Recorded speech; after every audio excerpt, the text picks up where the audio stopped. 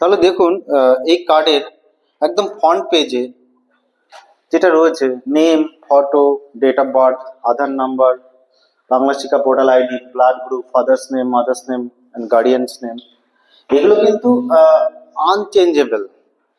ঠিক আছে, এগুলো একবার স্টুডেন্টের লেখা মানে এটা সারা জীবন স্টুডেন্টের সঙ্গে থাকবে।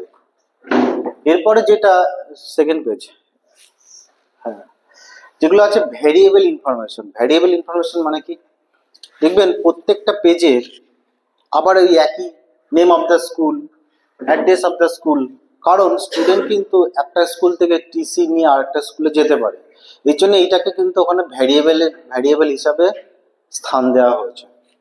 ঠিক আছে, এবারে অ্যাড্রেস চেঞ্জ হতে পারে, যা যা আছে, website of the school change হতে পারে, তাছাড়া এগুলো সব height, weight of the student এগুলো চেঞ্জ হবে, কন্ট্যাক্ট নাম্বার, স্টুডেন্টস অ্যাড্রেস এগুলো চেঞ্জ হবে বলে এগুলোকে একটা আলাদা করে প্রত্যেকটা ইয়ারের শুরুতে, প্রত্যেকটা ক্লাসের শুরুতে এগুলো আমাদেরকে নতুন করে লিখতে হবে। ঠিক আছে, নেক্সট ডে। এইবার আসছি যে ফরম্যাটিভ ইভ্যালুয়েশন। ফরম্যাটিভ ইভ্যালুয়েশনে আপনি ধরুন ক্লাস 6টা বের করুন, আমি ক্লাস 6টা নিয়ে বলি।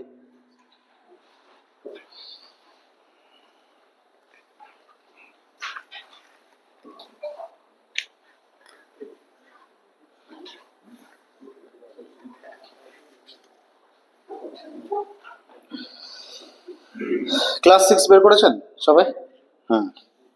দেখুন ফরম্যাটিভ ইভ্যালুয়েশন আমার নামগুলো দিয়েছে কেমন করে, যে প্রথম পর্বে ফার্স্ট ফরম্যাটিভ ফেজে 3বার পরীক্ষা হবে। হ্যাঁ, পরীক্ষায় বলছি কারণ এটাকে আমার বেশিরভাগ সময় রিটেন নিতে হবে। আর যখন স্কুল ছুটি থাকবে বা গরমের ছুটি থাকছে বা কোনো মানে 1 মাসের উপরে ছুটি থাকলে সেই সমস্ত ক্ষেত্রে আমাদের একটা প্রজেক্ট একবার আমাদের এরকম দেওয়া হয়েছিল, মানে সামার প্রজেক্ট বলে। হ্যাঁ, ওটা অ্যাকচুয়ালি কিন্তু এইটার লক্ষ্য করে দেওয়া হয়েছিল, কিন্তু তখন এই কার্ডটা দেওয়ার পরেও যদি এটা গভর্নমেন্ট স্টার্ট করতে পারেনি, তার ফলে ওটাকে ওই সেন্সে আর কাজ করানো যায়নি। কিন্তু এবার থেকে এই প্রজেক্টটাকে কিন্তু এই ফরম্যাটিভের মধ্যে যদি কখনো টানা স্কুল থাকে তখন প্রজেক্ট ওয়ার্ক দিয়ে দিতে হবে। এবার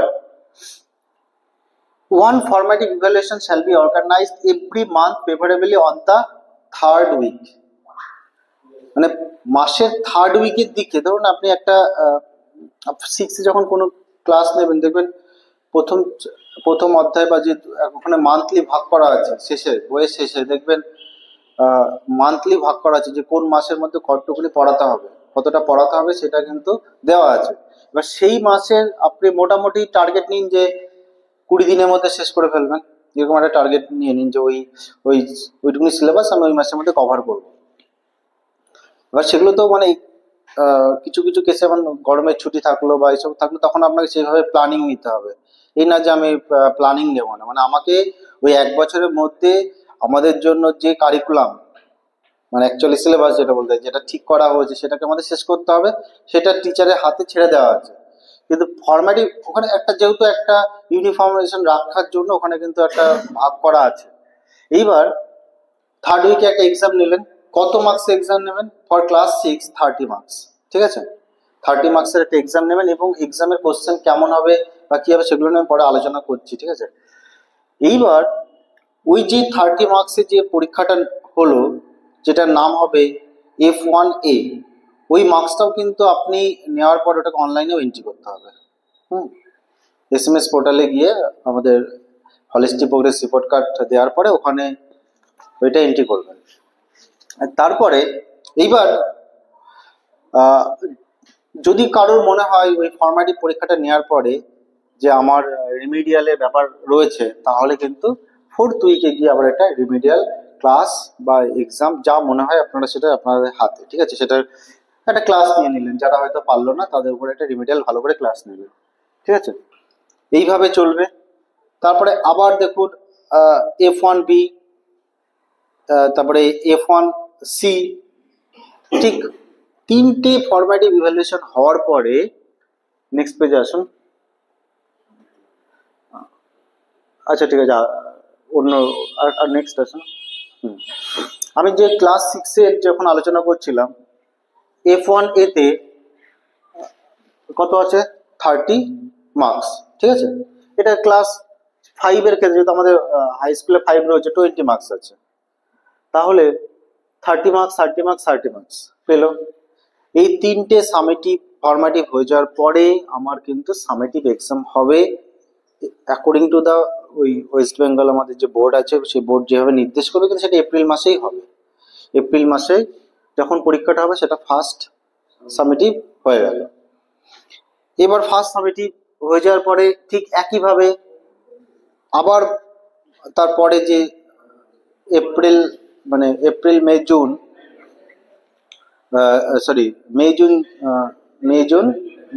জুন জুলাই এই 3 মাস F2A F2B F2C হলো। সব class wise marks up to এই 30 মার্কসের উপরে নেই। আবার নিতে হলো, নেওয়ার পরে আবার সেই মার্কসগুলোকে এন্ট্রি করতে হলো, এবং এইভাবে তিনটে আবার সেকেন্ড সামেটিভ এক্সাম হবে, তারপরে আবার একইভাবে থার্ড, আর নিয়ে ফাইনালি ফার্স্ট উইক অফ ডিসেম্বরে থার্ড সামেটিভ এক্সাম হবে।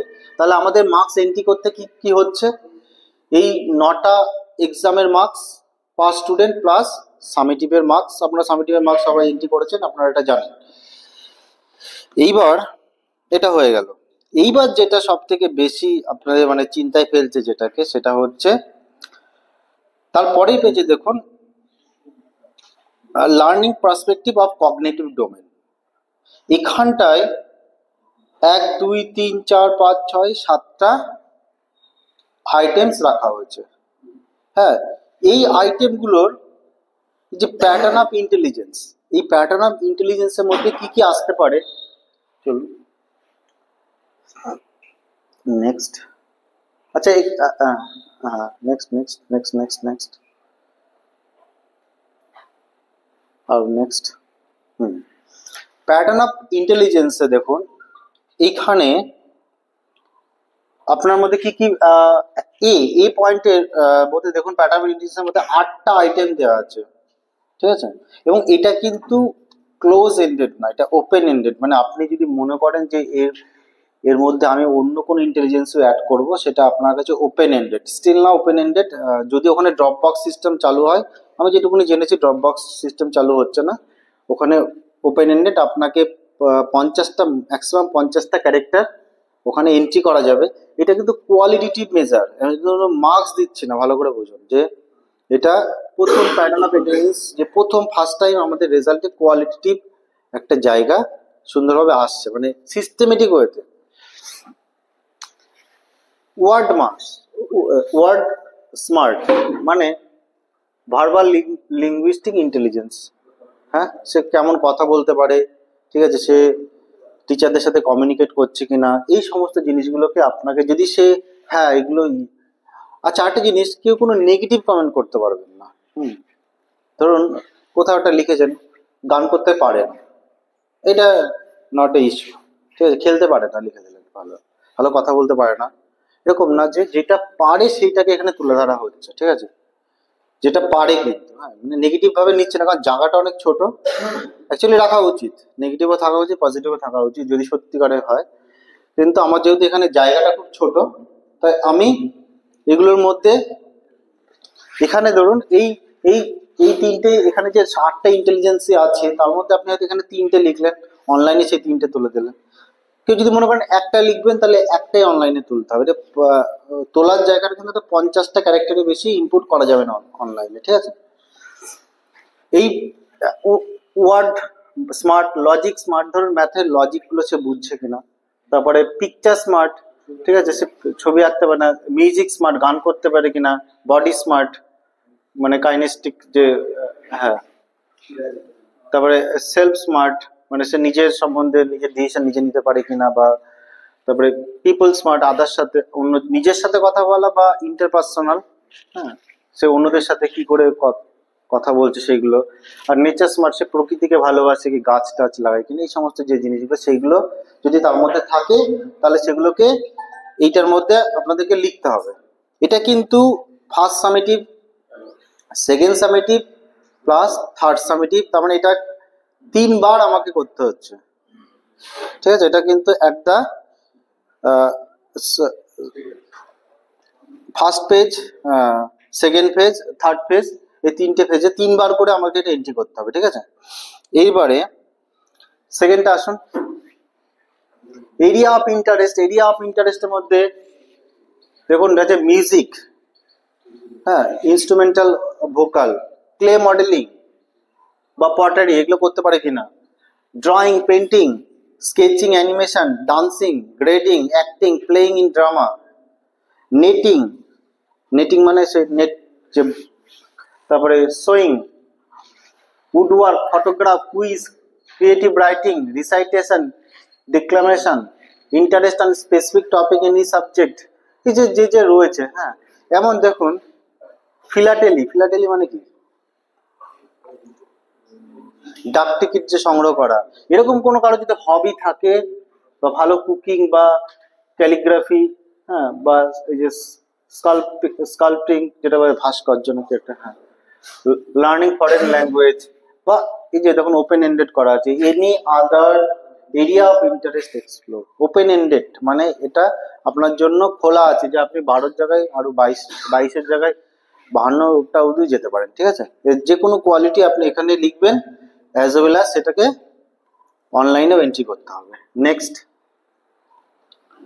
পজিটিভ অ্যাটিটিউড, হ্যাঁ, self disciplined, organized, open minded কিনা, ভেরি গুড লিসনার কিনা, পাংচুয়াল কিনা, রেসপন্সিবল ফর হোমওয়ার্ক, এই যে respectful to others, respectful to teachers আছে, হ্যাঁ, তারপরে critical thinker, attentive during the lesson, friendly attitude, interested in learning, sincere in work, hard working, preserving, তাই তো নাকি, হ্যাঁ, মোটিভেটিং আদার্স, এক্সপ্লোরিং, অনেস্ট, হ্যাঁ, যা যা আছে, যে ইফেক্টিভ নোট টেকার, আপনি যা পড়াচ্ছেন সে লিখে লিখে নিচ্ছে কিনা,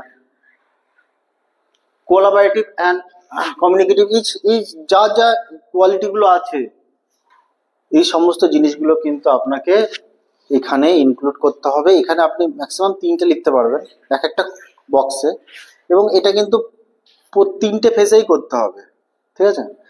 এটাকে এলপিসিডি বলে অনলাইনে থাকবে, এলপিসিডি মানে learning perspective of cognitive domain, ঠিক আছে। তারপরে আসুন ব্যতিক্রমী দক্ষতা বা এক্সেপশনাল এবিলিটি, তা কেউ যদি গিফটেড চিলড্রেন কিনা, হ্যাঁ, তারপরে CWSN যদি হয় কেউ, যা যা আছে, সেলফ মোটিভেটেড কেউ যদি হয়, এই সমস্ত কিছুগুলো কিন্তু এর মধ্যে, কেউ গিফটেড চাইল্ড হতেই পারে, তাহলে অঙ্কটা সে অসাধারণ করতে পারে, বা ভালো ইংলিশ ল্যাঙ্গুয়েজ বা ব্রিটিশ প্রোনাউন্সিয়েশন করতে পারছে, বা আমেরিকান প্রোনাউন্সিয়েশন, তাহলে ওগুলো কিন্তু এখানে মেনশন করবেন। তাতে কি হবে, তার কোয়ালিটি এনহ্যান্সমেন্টে তাকে ভবিষ্যতে, আমি 5-এর একটা বাচ্চা বা 4-এর একটা বাচ্চাকে দেখলাম, কেউ কোনো টিচার লিখে দিয়েছে, সে যখন 5-এ আসলো, তখন আমাদের সেটা নজরে পড়বে যে সত্যি তো এর মধ্যে তো ভালো ইংরেজি বলার দক্ষতা আছে, কিন্তু যদি সেটা আমরা না দেখতে পাই, হয়তো সেটা স্কিপ হয়ে গেল, আস্তে আস্তে সেও আর হাই স্কুলে এসে কিছু বললো না, আস্তে আস্তে আস্তে জিনিস সরে গেল। তার জন্য দেখবেন এই ড্রয়িং এর ক্ষেত্রে আমি লক্ষ্য করি যে যখন আমি 6-এ ড্রয়িং এর জন্য নাম নিতে যাই, অনেকে নাম দেয়, অথচ যখন ক্লাস 9-10-এ যাই সব ছেড়ে চলে যাচ্ছে, মানে তাদের মধ্যে মানে আস্তে আস্তে ভাবছি আমার দ্বারা হবে না, বা এরকম কিছু নেগেটিভ। তো এই জিনিসগুলো যাতে একটা কোথাও থাকে, সে নিজের চোখে দেখতে পারে, যে তার বাবা মা দেখতে পারে যে আমার ছেলে তো এই কোয়ালিটিটা 5-এ ছিল, হঠাৎ করে 8-এ গিয়ে এটা উধাও হয়ে গেল কেন, কোথায় গেল, মানে এই যে চেঞ্জটা দেখাটা, সেইটা, ঠিক আছে। তারপরে ফিচার্স অফ অ্যাংজাইটি, দেখবেন অনেকে কিন্তু বিভিন্ন রকম অ্যাংজাইটিতে ভোগে, হ্যাঁ, সেগুলোকে যেমন academic anxiety in English, mathematics, history etcetera, এইগুলোকে না মানে একটু এমন ভাবে লিখতে হবে যেন নেগেটিভ ভাবে না বুঝিয়ে একটু মানে পজিটিভনেস করে নেগেটিভটাকে বলা, মানে তার মধ্যে যেন কোথাও মানে যেমন আমরা চাই একটু অন্যভাবে বলাটা, ঠিক আছে, সেইভাবে বলতে হবে যাতে এটা পড়ার সময় টিচার বুঝে যাবে যে তার এই প্রবলেমটা রয়েছে, কিন্তু সেই স্টুডেন্ট যেন যখন দেখবে যে আমাকে, সে যেন হীনমন্যতায় না ভোগে, সেই জিনিসটা মাথায় রাখবে, পজিটিভ অ্যাটিটিউড নিয়ে লিখতে হবে সবকিছু, ঠিক আছে। Anxiety to interact with the friends and class, অনেকে চুপচাপ বসে থাকে, সেগুলো লক্ষ্য রাখতে হবে। রেগুলারলি স্কুলে আসছে না, তাদেরকে আইডেন্টিফাই করতে হবে। এরপরে লার্নিং গ্যাপস, দেখুন এইটা কিন্তু খুব ইম্পর্টেন্ট। আমি যেমন একটা ক্লাস 7-এর ক্লাস নিতে গিয়ে দেখলাম যে একটা বাচ্চা সব এরকম মানে ক থেকে কয়াকার দেয়, এরকম সবগুলো ব্যাকা ব্যাকা ব্যাকা ব্যাকা করে দেয়, সব লেখাগুলো মানে একটা দিকে হেলে গেছে। তখন ওকে আমি বললাম যে তুই এরকম সব সব লেখাগুলোই তো বেঁকে গেছে কেন, ওকে অঙ্কের ক্লাস নি, ওখানে গিয়ে আমি ওকে মানে বাংলা লেখা দিয়ে দিলাম যে তুই 2 পেজ লিখে নিয়ে এসে দেখাবি, এবং এই লেখাটা সোজা থাকবে, কোনো রকম যা বইয়ে যেভাবে লেখে তুই সেইভাবে লেখার চেষ্টা করবি, মানে অন্যরকম প্যাচ গোজ বা অনেকে দেখবেন অনেক রকম নিজে নিজে ডিজাইন আবিষ্কার করে লেখে, সেটাকে আমি রেকমেন্ড করি না। বই যেভাবে লেখা থাকে আমি বলি সেটাই, বইয়ের অক্ষরগুলো যেমন অ্যাকচুয়ালি সেভাবেই লেখা উচিত, আমি সেটা বলি সবাইকে ইন জেনারেল। তো কারো দেখবেন এটা সে হয়তো বাবা মাও লক্ষ্য করেনি, টিচাররা লক্ষ্য করেনি, ছোটবেলা থেকেই সব যে দাগগুলো কাটে আকার হস্তিকা দিকে সবগুলো একটু কোনো না কোনো দিকে একটু মানে হেলে গেছে, মানে ঢাল হয়ে গেছে, তো সেইটাকেও যাতে সোজা করতে পারে, লাইনটা যাতে সোজা করে লিখতে পারে, এগুলো বাচ্চাদেরকে বললে এগুলো ঠিক হয়ে যায়, আর তারা প্র্যাকটিস করে। তারপরে হ্যান্ড রাইটিং,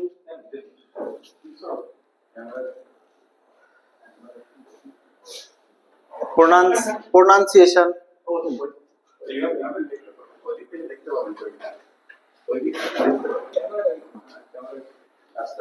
প্রোনাউন্সিয়েশন, হ্যাঁ। তারপরে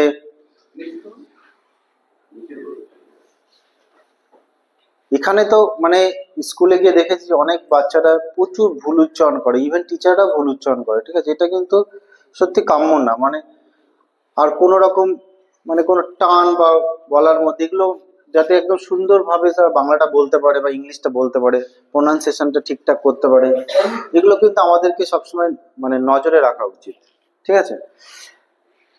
অনেক সময় দেখবেন স্টুডেন্ট হয়তো মানে আপনি হয়তো বি বললেন সে ডি লিখে ফেলছে, ঠিক আছে, এই সমস্ত যে প্রবলেম গুলো আছে সেগুলো যদি কারোর থাকে, যদি বুঝতে পারেন তাদেরকে সেইভাবে আরো বেটার করে আপনাদের কিন্তু আলাদা করে ট্রিট করতে হবে। ম্যাপ পয়েন্টিং, হ্যাঁ, সিনসিয়ারিটি অভাব থাকলে সেগুলোকেও কিন্তু এই যে লার্নিং যত রকম গ্যাপ আছে এখানে কিন্তু লিস্ট করা আছে, and it is open ended, মানে ক্লোজ না যেখানে 15টাই থাকতে পারে, যা যা আছে আপনারা আরো ইচ্ছা করলে বাড়িয়ে লিখতে পারেন, ঠিক আছে। এরপরে আসছি যে দেখুন স্পেসিফিক লার্নিং ডিসএবিলিটিস, আমরা জানি লার্নিং ডিসঅর্ডার ইন রিডিং, অনেকে রিডিং করতে খুব অসুবিধা, সেটাকে কি বলে ডিসলেক্সিয়া, তাই তো। তারপরে যে ডিসগ্রাফিয়া, যাদের learning disorder in writing, dyscalculia, learning disorder in mathematics, ঠিক আছে, এরকম। তারপরে বিভিন্ন রকম ভয় আছে অনেকে, ঠিক আছে, সেগুলোকেও সেগুলোকেও ইনক্লুড করা যেতে পারে। তাহলে এই এই সমস্ত যে এখানে যে LPCD, learning perspective of cognitive domain, এই এই কটা জিনিস কিন্তু আমাদের কিসের মধ্যে গেল, কোয়ালিটেটিভ অ্যাসেসমেন্ট, কোয়ালিটেটিভ ইভ্যালুয়েশন, ঠিক আছে। অ্যাসেসমেন্ট আর ইভ্যালুয়েশনের মধ্যে পার্থক্যটা আপনাদেরকে বলে দিয়েছি আমি একটু আগে, ঠিক আছে। তার মানে এটা তার কিন্তু অ্যাকচুয়ালি তার অ্যাসেসমেন্টে হেল্প করবে, তার বাবা মা দেখতে পাচ্ছে, অন্য টিচার, আপনি যেটা এখানে করে দিলেন পরে ক্লাসে টিচার দেখে নিতে পারছে, একবার যে ক্লাসে গিয়ে তোমাদের সব প্রোগ্রেসিভ রিপোর্ট কার্ডটা যদি এটা কোথায় রাখা থাকবে এটা এখনো ঠিক হয়নি, মানে বাড়িতে রাখা থাকবে, অনলাইনে তো থাকছে, টিচার যদি ইচ্ছা করে মনে করে যে আমি দেখে নেবো, কোনো স্টুডেন্ট এসে অনলাইন থেকে দেখে নিতে পারবে, কারণ এটা পুরোপুরি পিডিএফ ডাউনলোড করা যাবে একটা পুরো ক্লাস ধরে ধরে। এরপরে আসছি আমরা পরের পেজে, আপনারা আসুন, বিহেভিয়ারাল কগনিটিভ আউটকামস, আচরণের বৌদ্ধিক ক্ষেত্রের প্রকাশমান। এখানে যেগুলো রয়েছে দেখুন, সেলফ অ্যাওয়ারনেস,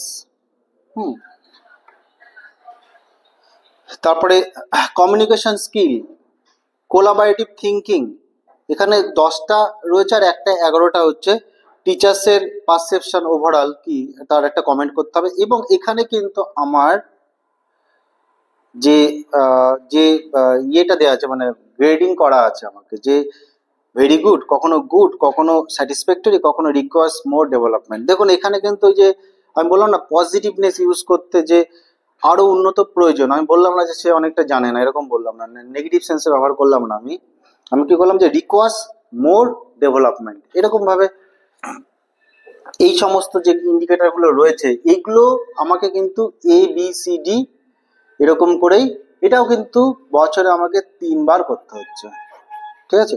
ফার্স্ট ওয়ান কি আছে, সেলফ অ্যাওয়ারনেস, দেখুন awareness of the child to set goals, এগুলো আপনারা পড়ে নেবেন, ফালতু এগুলো পড়ে পড়ে বলার কিছু নেই।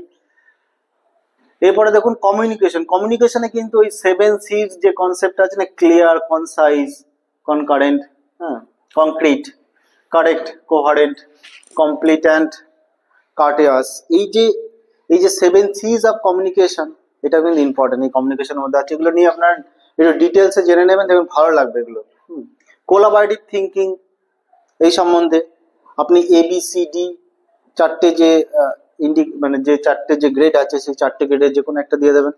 আর ওইটাই আবার অনলাইনে এন্ট্রি করতে হবে। তাহলে এখানে যে তারপরে আছে দেখুন ক্রিটিক্যাল থিঙ্কিং, তারপরে কম্পিটিশনাল, বুঝেছেন, হ্যাঁ, ক্রিটিক্যাল থিঙ্কিং, দেন রয়েছে কম্পিটিশনাল, কোথায় গেল, analytical thinking, problem solving ability, drawing, তারপরে হচ্ছে decision making skill, creative presentation skill, aesthetic appreciation and teachers perceptions overall. আগের পেজে তাহলে এই জায়গাটাকে আমরা কভার করতে হবে বছরে 3 টাইমস, তাহলে আগেরটাও 3 টাইমস, এটাও 3 টাইমস, ঠিক আছে, আমাদেরকে কিন্তু অনলাইন এন্ট্রি করতে হবে। আর এরপরে দেখুন নিচে ক্লাস টিচারের ফার্স্ট সামেটিভ ইভ্যালুয়েশনের পরে একটা সিগনেচার থাকবে, বিদ্যালয়ের হেড অফ দ্য ইনস্টিটিউট থাকছে, আবার অভিভাবক, এমন করে 3বার ক্লাস টিচারের সিগনেচার, 3বার হেড অফ দ্য ইনস্টিটিউশনের সিগনেচার, আর তারপরে অভিভাবকের সিগনেচার এখানে থাকছে। আর ফাইনালি যেটা বলার আছে সেটা হচ্ছে একদম লাস্ট পেজের এই জায়গাটা চলে আসুন, একদম লাস্ট পেজে, এবং দেখবেন প্রথম পেজে এটা শুরু হয়েছে ক্লাস 1, ক্লাস 2 থেকে শুরু করে ক্লাস 4 অবধি রয়েছে। আর লাস্ট পেজে রয়েছে আমার, এটা হচ্ছে ক্লাস 5, 6, 7, 8, হ্যাঁ, এটা কিন্তু বছরে একবার করতে হবে, বছরে এটাকে আমরা একবার করব। এইবার ধরুন লিসনিং স্কিলটা ক্লাস 6 এর ক্ষেত্রে আপনি তো একা দেবেন না, ওগুলোতে আপনি নিজের মতন একা একা সাবজেক্ট ওয়াইজ দিয়েছেন না, ওটা সাবজেক্ট ওয়াইজ না, সরি, ওখানেও সবার মতামত নিয়ে দিতে হবে। এখানে কিন্তু অন্য টিচারদের সাথে আলোচনা করে নিতে হবে, যে যদি আপনি একটা আইডিয়াল সিচুয়েশন ভাবেন যেখানে আমাকে অন্য টিচারদের সাথে আলোচনা করে নিতে হবে যে এই বাচ্চাটার মধ্যে আপনারা কেমন লিসনিং স্কিল দেখেছেন, নিয়ে যেহেতু এটা কোয়ালিটেটিভ, অ্যাকচুয়ালি এখানে আমাদেরকে ওই সেই মিডিয়ান শিখেছেন তো, মিডিয়ান যে কোয়ালিটেটিভ ডেটার ক্ষেত্রে গড় কি করে করতে হয়, যদি আমি মানে আদর্শ সিচুয়েশন বলি, এমনিতে আমরা আন্দাজে অনেক কিছু করে দিতে পারি, যে ও ভেরি গুড দিয়েছে, আমি গুড দিয়েছি, কেউ দিয়েছে রিকোয়ার্স মোর ডেভেলপমেন্ট, হ্যাঁ, এবার আপনি কোনটা এখানে লিখবেন, যেকোনো একটা তো লিখতে হবে, 5 জন টিচার 5 রকম দিয়েছে, এগুলোকে আমরা কি করি, এটা হচ্ছে দিস ইজ কোয়ালিটেটিভ ডেটা, তাই তো, এবার এটাকে আমাদেরকে সাজাতে হবে, হ্যাঁ, দুটো মেথড আছে এখানে, আমরা হচ্ছে মানে যদি এটা মোড অ্যাপ্লাই করে বেরিয়ে যায় যে একটা সব থেকে বেশি বার এসেছে সেটাকে বসিয়ে দিলাম, কোনো ব্যাপার না, কিন্তু যদি আমি মনে করি যে এখানে আমি মিডিয়ান করব, মিডিয়ান ছোট থেকে বড় করে সাজিয়ে নিয়ে তারপর করলেও যেটা সব থেকে বেশি বার রিপিট এসেছে, সাজানোর পরে দেখলাম যে একজন দেখা গেল বলেছে যে ভেরি গুড, আর বেশিরভাগই বলেছে গুড, তখন গুডটাকেই নিয়ে নেবো, ঠিক আছে। এইভাবে আমি এখানটায় হচ্ছে লিসনিং স্কিলে বসাবো, কারণ যে ছেলেটি ধরুন বাংলায় ভালো লিসনিং স্কিল, ইংলিশে তার নাও থাকতে পারে লিসনিং স্কিল, তাই না, ম্যাথে দেখা গেল সে অ্যাভারেজ লিসনিং স্কিল হতে পারে, তাহলে অন অ্যান অ্যাভারেজ এখানে আমাকে অপশন নেই যে আমি ম্যাথামেটিক্সের লিসনিং স্কিলস, এমন এত অপশন দেওয়া যায়নি, দিলে ভালো হতো, হ্যাঁ, দেওয়া হয়নি। তাহলে এইভাবে listening skill, communication skill, empathy, cooperation skill, তারপরে হচ্ছে conversation skill, friendship skill, conflict resolution, problem solving skill, stress coping skill, এগুলো কিন্তু কি এগুলো, আচ্ছা আসুন এগুলো ভেতরে, এই যে এগুলো, আচ্ছা এখানে নিয়ে চলে এসেছেন, ঠিক আছে, হ্যাঁ, আচ্ছা ঠিক আছে, থাকবে না, এই যে 15টা লিডারশিপ, হ্যাঁ, লাস্টে আছে দেখুন রেসপেক্ট স্কিল, টিচারদের প্রতি রেসপেক্টফুল কিনা, অন্য স্টুডেন্টের প্রতি রেসপেক্টফুল কিনা, interpersonal skill, organizational skill, emotional skill, যত ধরনের স্কিল আছে এগুলো বছরের শেষে কিন্তু আমাদেরকে সেটাকে মেনশন করতে হবে, তাহলে আমাদের রিপোর্ট কার্ড কমপ্লিট হবে এবং এটাও কমপ্লিট হবে, সাথে সাথে অনলাইনটাও কমপ্লিট হবে। ঠিক আছে, এইবার মোটামুটি বলা হয়ে গেছে। এবার আপনাদের যদি কোনো প্রশ্ন থাকে করতে পারেন। ঠিক আছে, প্রশ্ন করুন। আর একটা জিনিস আমি দেখাচ্ছি, এটা কেটে দিন।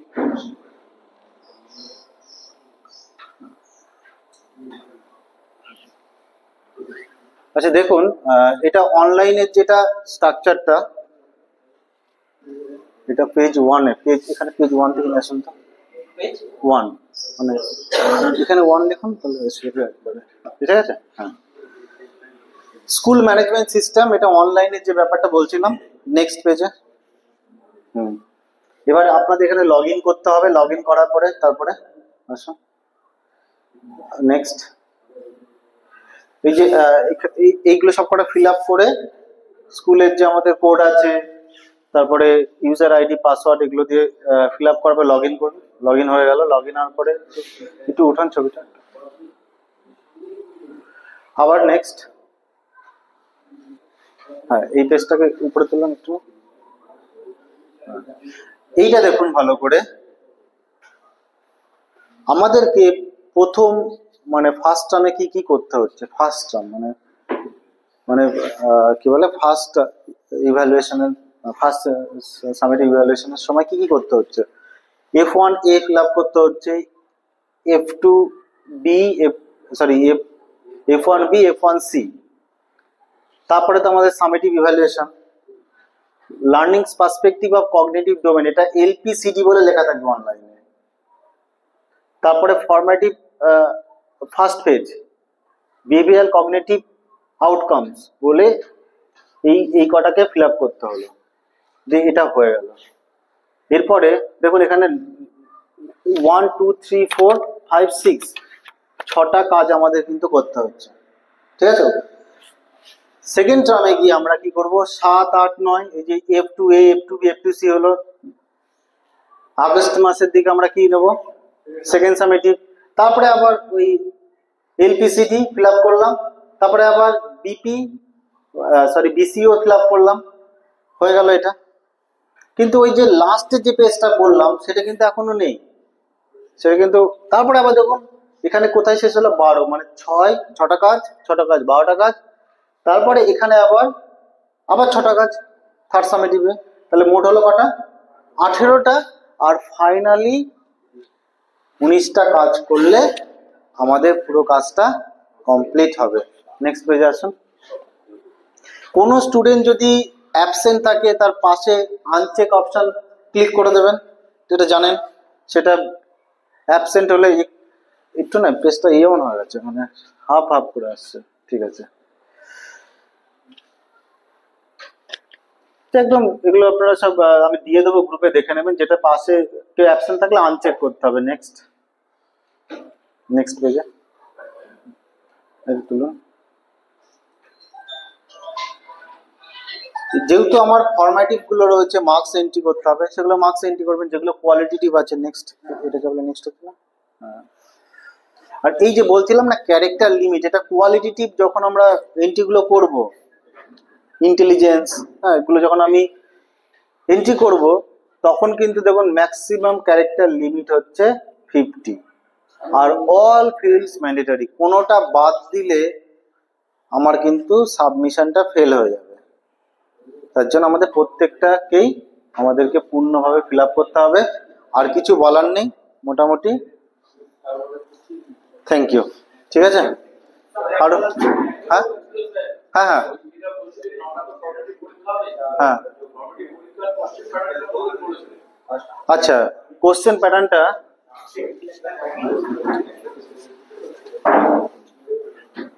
এটা ওই আগেরটা অঙ্ক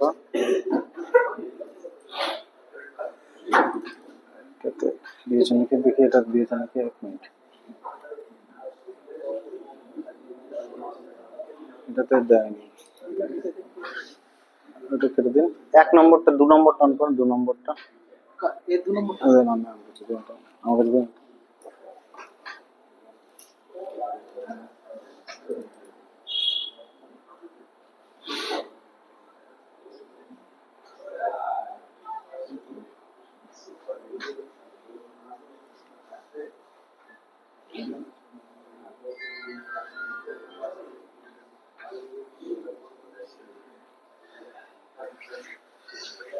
মানে অ্যাকচুয়ালি কোশ্চেন প্যাটার্নটা কিছুই না, যেটা মানে আপনি যেখানে স্পেসিফিক আছে, যেমন 6 এর ক্ষেত্রে যা যা ওদের সাবজেক্ট আছে, হ্যাঁ তার উপরেই আপনাকে পরীক্ষাটা নিতে হবে, ওটা আপনি ঠিক করবেন যে প্রশ্নটা কেমন ভাবে করবেন। আপনি কিন্তু এখানে রিটেন টেস্ট যেমন নিয়ে মার্কস দিচ্ছেন, আপনি যদি মনে করেন যে আমি রিটেন টেস্ট না নিয়ে একটু অন্য কিছু ইনোভেটিভ কিছু করতে চাই, তা সেটাও কিন্তু আপনার হাতে ছাড়া আছে এখানে। আমি যখন ওটা লিস্টটা পড়েছিলাম কোথায় এক্স্যাক্টলি রয়েছে, তখন ওটা আপনি যে রিটেন আমি নিতে পারছি না কোনো কারণে, তাহলে আপনি একটা অন্য কোনো মেথড অ্যাপ্লাই করে কিছুটা হয়তো ভার্বাল করেও আপনি সেখানে একটা মার্কসের ব্যবস্থা, হ্যাঁ রিটেন করাটাই সব থেকে বেস্ট। ঠিক আছে, রিটেনই করবেন, সেটাই সব থেকে ভালো হবে। যদি কোনো কারণে হয়তো আপনি করতে পারলেন না কোনো একটা সেশনে, তখন আপনি সেখানে কোনো হয়তো একটা মানে 5-6টা প্রশ্ন দিয়ে তাকে প্রশ্ন করে নিয়েও করতে পারেন আলাদা করে, যেমন আমরা, হ্যাঁ হ্যাঁ হ্যাঁ শর্ট কোশ্চেন বট কোশ্চেনও দিতে পারেন, মানে যেমন পরীক্ষা হয় সেমন। ঠিক আছে, আর যখন পরীক্ষাটা হবে না, আমি সেই লেখাটা দেখাতে পারলে আপনার চোখের সামনে অনেকগুলো স্লাইড, তো এবার কোথায় আছে। আর যখন কোনো কারণে পরীক্ষা নিতে পারছেন না, যেমন সামার ভ্যাকেশন ট্যাকেশন যখন চলবে, দুর্গাপূজা, তখন কিন্তু প্রজেক্ট দিতে হবে। আর প্রজেক্টে আপনি কিন্তু খুব বেশি হেল্প করবেন না, ঠিক আছে, আপনি খালি বলে দেবেন কিছুটা গাইডলাইন, আপনার আপনার গাইডের মতন ভূমিকা হবে, ঠিক আছে, লিখে দেবেন না, ঠিক আছে, ও নিজে যা বুঝবে। হ্যাঁ হ্যাঁ হ্যাঁ হ্যাঁ হ্যাঁ হ্যাঁ হ্যাঁ। আর মার্কসটাও কিন্তু স্পেসিফিক আছে, হ্যাঁ ক্লাস ওয়াইজ, আমাদের মনে হয় 6 থেকে এটা 30 মার্কস আছে, হ্যাঁ আর 5-এ 20 মার্কসের আছে। এটা তো ফরম্যাটিভ সামিট, ওটা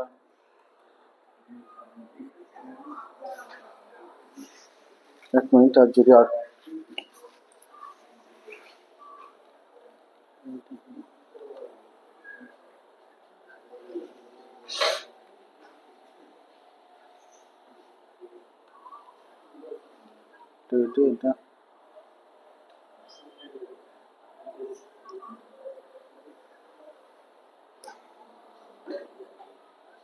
এটা সাপোর্ট করছে না কেন?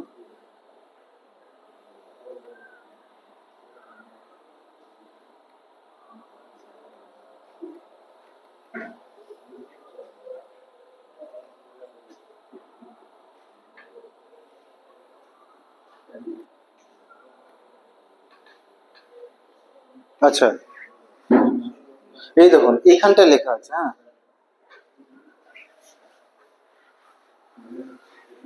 form of test tools may be classroom test or written questionnaire, project work, verbal test, physical activity, model demonstration or any other innovative assessment frame।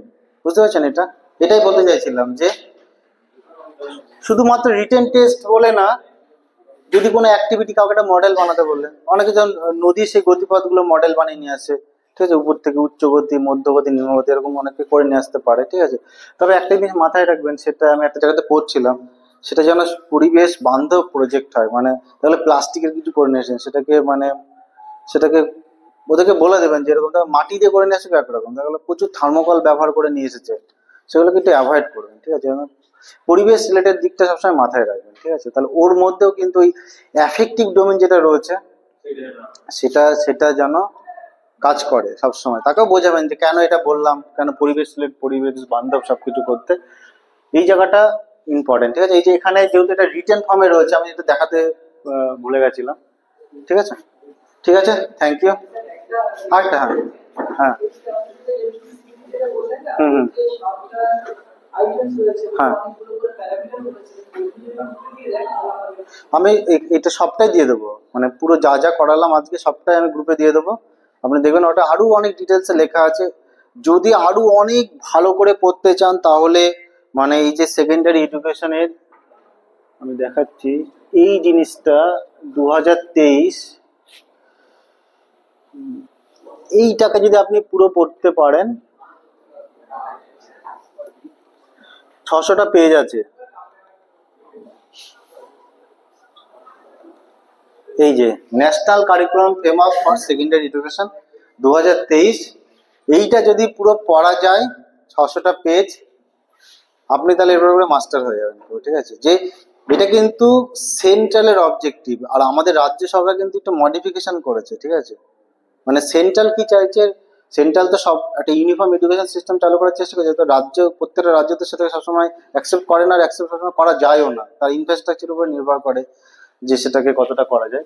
এইটা যদি আপনি পড়ে মানে সিস্টেমটাকে জেনে রাখেন, তাহলে আপনার পরবর্তী স্টেপগুলো এগোতে সুবিধা হবে। থ্যাংক ইউ সবাইকে। হ্যাঁ, আচ্ছা, একটুখানি তাহলে আপনাদের যদি কিছু কোশ্চেন বা কিছু থাকে সেটা একটা আপনারা কোনো আপনাদের কোনো বলার এই বিষয়ে আছে কিনা, কোশ্চেন সাজেশন নিতে কিছু মাইক্রোফোন। আচ্ছা, কিছু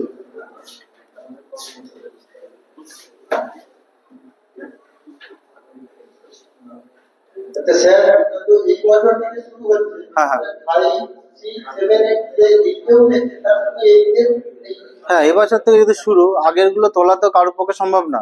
এই বছর 2025 সালে যার যেটা যেখানে পড়ছে জানুয়ারি, তাহলে আপনার হাই স্কুলে 5 থেকে 8 পর্যন্ত যে স্টুডেন্ট যে ক্লাসে আছে তার সেই ক্লাস থেকে শুরু হয়ে যাবে। ঠিক আছে। হুম, নমস্কার।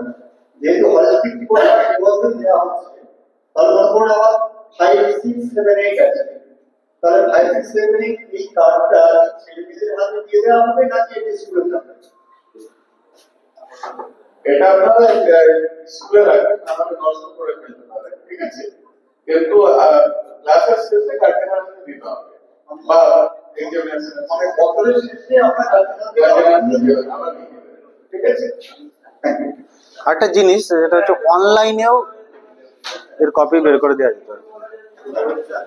হ্যাঁ, হ্যাঁ, জেরক্স করে রাখতে চাই কেউ। অবশ্যই তাহলে নকল কপি রাখলে সুবিধা হবে। তার কারণ হচ্ছে যদি গার্জেনের কাছে পুরোটাই দিয়ে দেন, তারপরে আপনি আর ওটা ফেরত পেলেন না, কিন্তু আমরা তো সাপ্লাই দিতে পারবো না, এক্সট্রা কপি সাপ্লাই দিতে পারবো না। আপনার ক্লাস একেবারে 1 থেকে এটা ক্লাস 8 পর্যন্ত এই একটা আবশ্যিক রিপোর্টটাই হচ্ছে চলবে।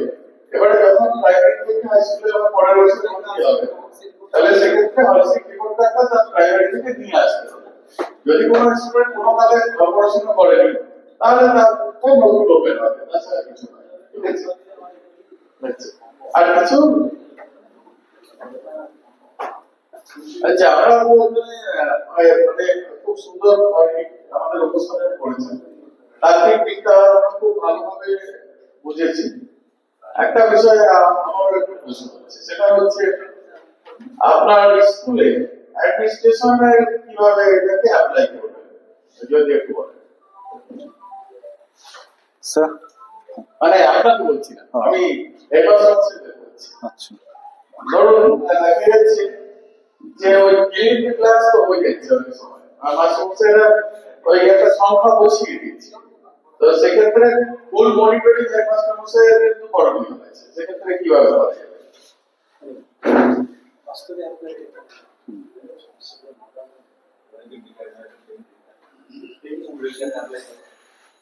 হ্যাঁ,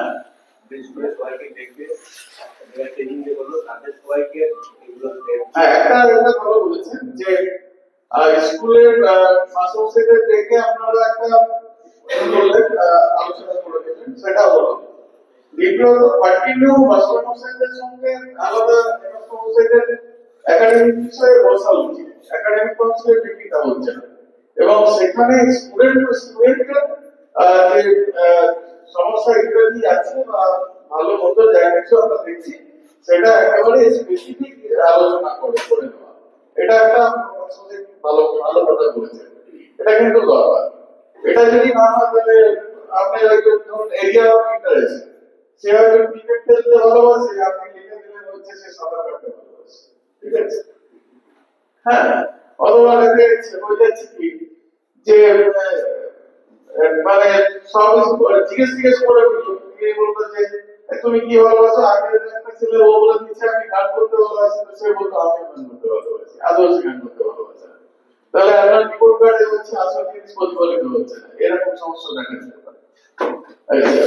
এই আমার ফরমেটিভ এক্সামিনেশন যেগুলো আছে, এটা কিন্তু মাস্টার বারবার উল্লেখ করছেন যে প্রজেক্ট যে স্কুলগুলোতে হচ্ছে, এটা আমার একটু আলাদা করে বলা ছিল স্কুলে যে আপনারা প্রজেক্ট করাচ্ছেন যে মাস্টারমশাইরা তারা কিন্তু ঠিক পদ্ধতিতে করাচ্ছে, এটা আমার নজরে আমি অনেক দীর্ঘদিন ধরে দেখছি যে কিছু ছবি বলেছে এখান থেকে ওখান থেকে কেটে লাগিয়ে দিচ্ছে দিয়ে হচ্ছে প্রজেক্ট হয়ে গেল, এটা তো নয়। আগে তো ছেলে মেয়েদের মধ্যে কি যে ক্লাসে না ডিসকাশন করতে হয়, ধরুন যদি কোশ্চেন বেসড হয় তাহলে কি করতে হয় যে আমি কোন জায়গায় সার্ভে করবো, তাহলে সার্ভে করতে গেলে তাহলে তুমি এই বিষয়ের উপরে কি কি প্রশ্ন তুমি তৈরি করবে, তাহলে সে বাড়ি থেকে করে নিয়ে আসবে, করে নিয়ে আসার পরে মাস্টারমশাই আর একটু সাজেশন দিল যে তুমি এটার সঙ্গে এটা একটু যোগ করতে পারো, বা ছেলে মেয়েদেরকে গ্রুপে বলে যে ডেকে বলা যেতে পারে যে এর সঙ্গে এইগুলো ভেবেছে, তো এর সঙ্গে আর কি কি যোগ করলে ভালো হতে পারে, তাহলে সবাই গ্রুপ ডিসকাশনটা হলো, ঠিক আছে। সেইভাবে কিন্তু প্রজেক্টের কাজটা করা দরকার, সেটা কিন্তু স্কুলে হচ্ছে না।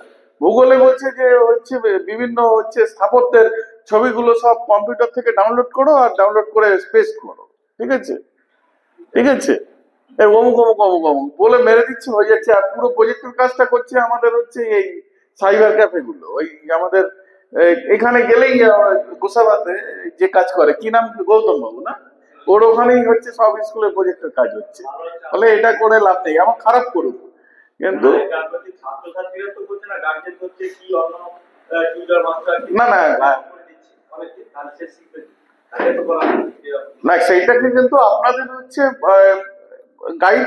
গাইডের কাজ করবে, আপনারা পুরোটা পড়িয়ে দিচ্ছেন, লিখিয়ে দিচ্ছেন ইত্যাদি, এইটা না করে তাকে হচ্ছে যেভাবে প্রজেক্ট করানোর কথা সেইভাবে কিন্তু হচ্ছে করানোর দরকার আছে, এবং সেখান থেকে আপনারা নাম্বার তুলছেন।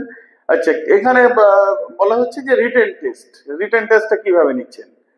এমনি ধরুন কোন একটা টপিক শেষ হলো বা প্র্যাকটিস হয়ে গেল, তারপরে ক্লাস টিচার ক্লাসেই রিটেন টেস্ট করিয়ে নিতে পারে। আপনাদের আইসিটি টিচার আছে প্রত্যেক হাই স্কুলে, প্রাইমারিতে সেটা নেই, তো আইসিটি টিচারকে আপনি একটা কোশ্চেন ধরে দিলেন যে এটাকে টাইপ করে দিতে, ঠিক আছে, ওখান থেকে প্রিন্টারও আছে হাই স্কুলে, প্রিন্ট বার করে দিলেন, ওই কোশ্চেনে একদিন হচ্ছে ক্লাস আওয়ারেই 40 মিনিট বা 30 মিনিটে একটা ফরমেটিভ টেস্ট নিয়ে নেওয়া যায়, যদি রিটেন টেস্ট নিতে হয়, অসুবিধা কিছু নেই।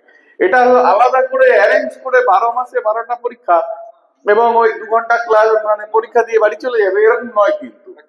40 মিনিট বা 50 মিনিটে হচ্ছে যথেষ্ট, ঠিক আছে, ক্লাস টাইমেই নেবে, আইসিটি টিচারকে দেবেন। আরেকটা হচ্ছে বিষয় আমার মনে হচ্ছে, সেটা হচ্ছে যে প্রত্যেক স্টুডেন্টের যে ডেটাটা, আর সেটাকে কিভাবে হচ্ছে রাখবেন, তার কারণ পুরো হলিস্টিক রিপোর্ট কার্ডে যে এই ডেটাগুলো আছে, মানে বছরের শেষে ফিল আপ করতে গেলে ওই শুধু ফিল ইন দি ব্ল্যাঙ্কসই হবে, মানে এর কোনো কার্যকারিতা থাকবে না।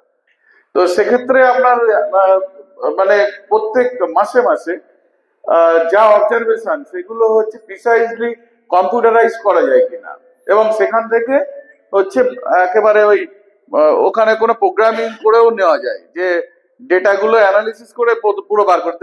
যেমন ধরুন আপনি বলছিলেন যে একজন মাস্টারমশাই গ্রুপ দিয়েছে, একজন হচ্ছে বেস দিয়েছে, ইত্যাদি ইত্যাদি দিয়েছে, তো এখন হচ্ছে সেখানে হচ্ছে তার ওভারঅলটা কি আসবে।